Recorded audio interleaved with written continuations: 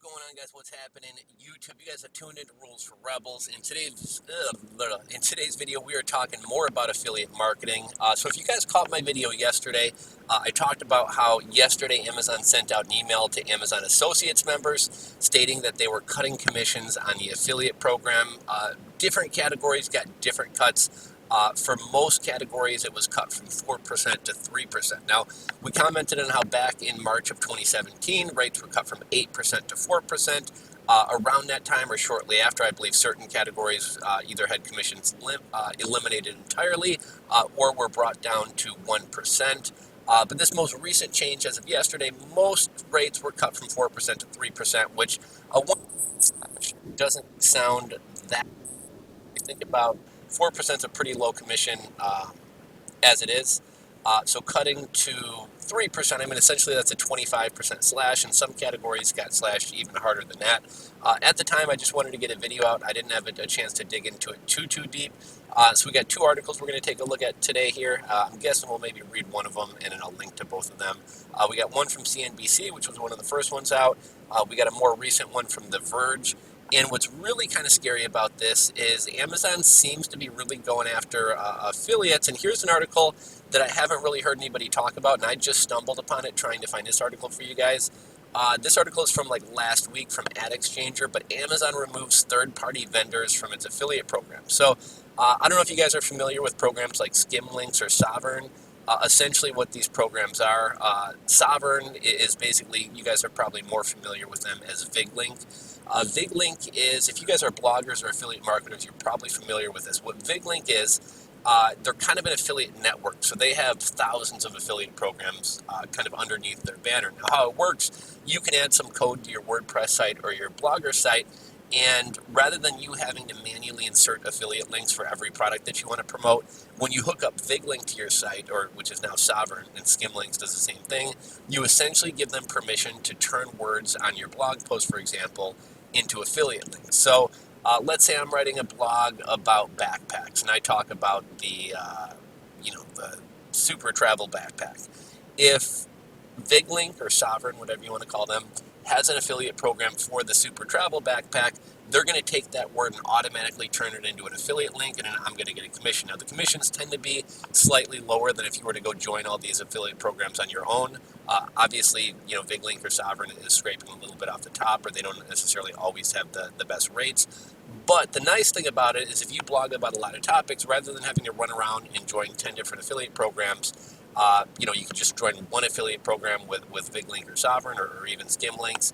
You put the code on your site, and it's automatically going to turn things into affiliate links. Now, I've never had a ton of success with that, though some people do. And some of the affiliate programs that I manage, I've actually signed up with VigLink so that, I pay them one commission each month, but they're working with thousands of bloggers who are turning mentions of my products or the products for the affiliate program that I manage, they're turning those into affiliate links. So Amazon has cut off these third-party vendors. Let's see, how long is this article? I don't know how much this interests you guys. This may not really affect you guys that much. So I'm not going to read this one. I will link to this one down in the description box below. But why this is a big deal is basically it's Amazon trying to get rid of larger, more established, really successful affiliate marketers, because ultimately at the end of the day, VigLink, even though they're a publisher, they are an affiliate marketer. So is Amazon going to start getting rid of other large affiliate marketers and affiliate sites? I don't know. Like I said, I'll let you guys kind of read that article for yourselves. We'll read The Verge just because The Verge is more tech versus CNBC is more just kind of general business news. So The Verge, Amazon reportedly planning drastic cuts to affiliate commission rates starting next week. The rates will drop the money website owners through affiliate links. So Amazon is planning to make dramatic cuts to commission rates for affiliate marketing program, which allows media organizations, e-commerce companies, and small independent businesses to receive a cut of revenue from a sale if a customer lands on the product page and purchases the item through provided link. The cuts go into effect on April 21st, according to CNBC, and some product categories will see drops of more than 50%.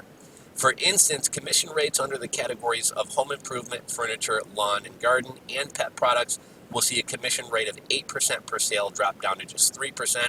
For headphones, beauty products, and musical instruments, commission rates will go from 6% down to 3%.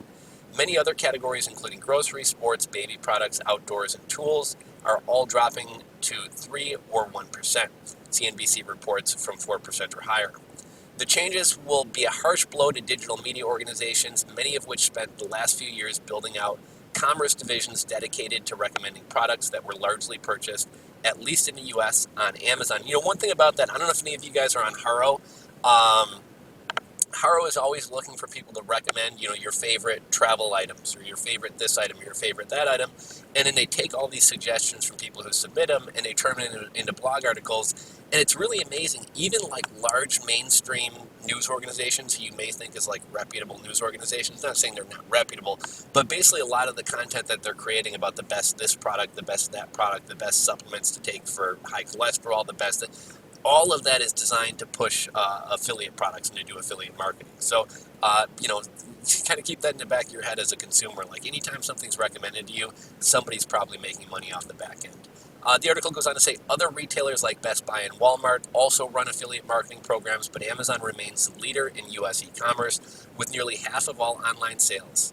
Last month, Amazon and other retailers also began suspending dedicated commerce marketing deals, which are separate from the standard affiliate program with big digital firms amid the COVID. I'm not going to say that word.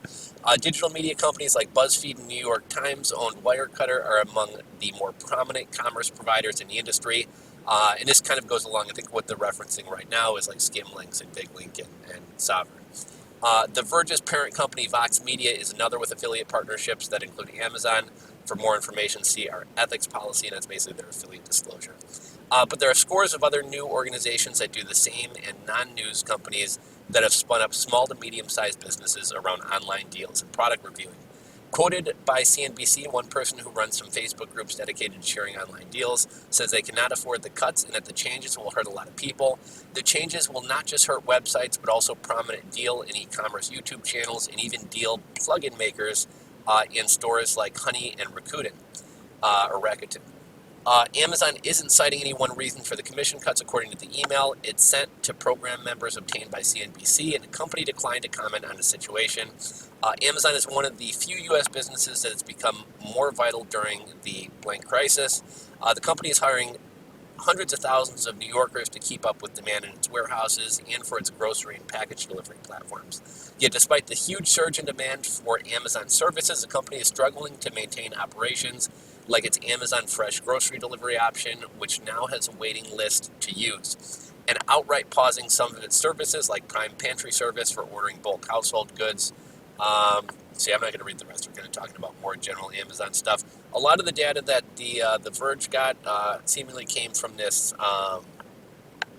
CNBC article, which as I scan this looks like it might have been the better one. So luxury, beauty, and coins was 10%.